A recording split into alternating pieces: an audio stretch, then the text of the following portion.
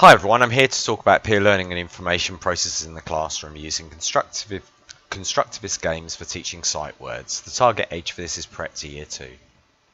I'll start with a quote that represents my views. Learners are active participants in their learning. Learning by doing is essential to constructivism in practice, and that's by Howard Derv. So why sight words? Well, the first 100 sight words represent 50% of the words we read and write, and the first 300 represent about 75% of the words we read and write. So using constructive methods, which I've used successfully with my son in prep, he learned to read and spell about 100 words in 8 weeks, and it really does provide a foundation and confidence for further learning. So the peer-assisted learning objectives are to develop social skills, develop a strong foundation for early literacy skills, and create a fun and safe learning environment. The key concepts here really are social constructivism, which that social interaction shapes cognitive development, that learning is really done by doing. It really draws on Gotzi's belief that social processes are integral to learning. It rejects the view that the locus of knowledge lies solely with the individual and emphasizes the role of social and cultural factors in shaping that learning. And it really works around the zone of proximal development, where we try to encourage the child to work in the area where they can work with help so that they learn, and that knowledge is then constructed by the learner's experiences. We really use the information processing model, the multi-store model of information processing, which represents 3 compartments of memory: sensory memory, which is influenced by experiences around us, and if the child pays attention to that, it goes into working memory, and if it's used through strategies like rehearsal, it then goes into long-term memory. And that process then enables what's known as encoding, and then hopefully retrieval also is applied.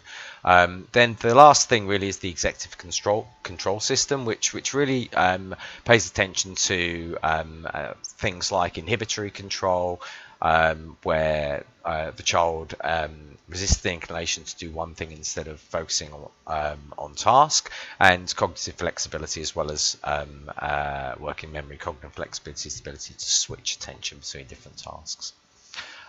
So the peer-assisted teaching guidelines are really to implement the guidelines for pairing work, so pairing work being where 2 children work together, to train the students in the skills required to work in those groups, and to arrange the classwork to promote group interaction, and then regularly monitor the student skills, interaction, and achievements. And this really aligns the scaffolding using Bloom's taxonomy. So we're focusing really on the lower order skills,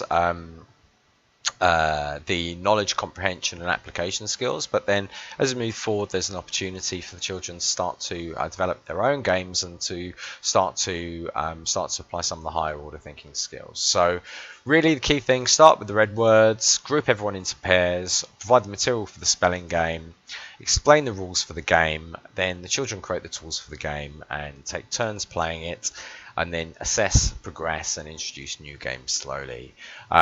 So what are the key constructive strengths? Well, there's wide support from the community, both from teachers and from research. Learners are constructors of meaning, and students are encouraged to participate in their learning. It really does attach importance to prior learning and background knowledge, and teachers can work with student knowledge to make links between what they know and what they need to learn.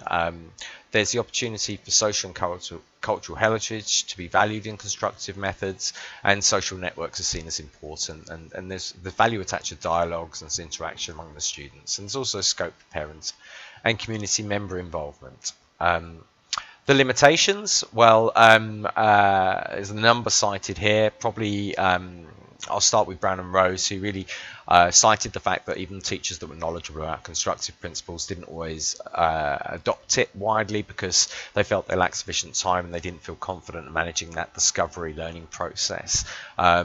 Other criticisms include allowing students to construct their own learning takes a lot of time, so again the time factor, and teachers need to ensure that they provide sufficient scaffolding and support structures to facilitate that constructivist learning. Time again cited by Killen and Tiberius, and the discovery learning can be frustrating. Another point they made was that discovery learning can be frustrating for less confident learners. There's a risk of uncertainty, and Rao argued that while it's a well-established theory of learning, it's not necessarily a theory of teaching, but that comment's really focusing on the fact that he was opposed to leaving the student on their own with minimal guidance, and really feeling that that was important. So look, just to wrap up, for those that are interested, there are further site word games and ideas available here. Again, really the essence here is for them to go and work their way through that. And I'll end the presentation with a quote. If students discover the connections between their learning in a meaningful context, they will be able to make sense of, remember, and apply what they have learned. Thank you very much.